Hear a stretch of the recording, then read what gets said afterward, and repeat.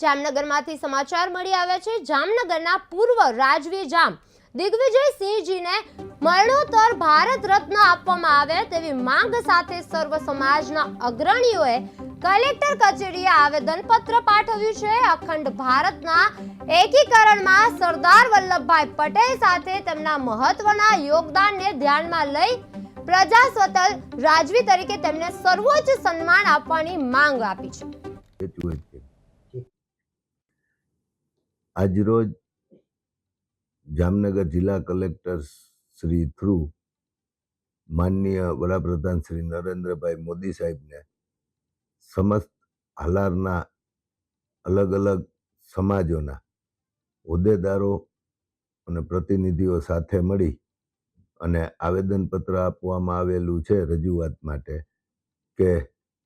ભૂતકાળમાં જ્યારે દેશ આઝાદ થયો ત્યારે આપણા દિગ્વિજયસિંહ બાપુ જામ સાહેબ કે જેમના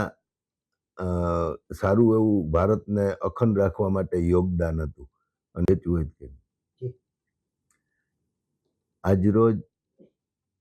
જામનગર જિલ્લા કલેક્ટર શ્રી થ્રુ માનનીય વડાપ્રધાન શ્રી નરેન્દ્રભાઈ મોદી સાહેબને સમસ્ત હાલારના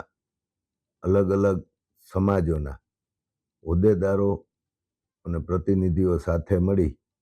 અને આવેદનપત્ર આપવામાં આવેલું છે રજૂઆત માટે કે ભૂતકાળમાં જ્યારે દેશ આઝાદ થયો ત્યારે આપણા દિગ્વિજયસિંહ બાપુ જામ સાહેબ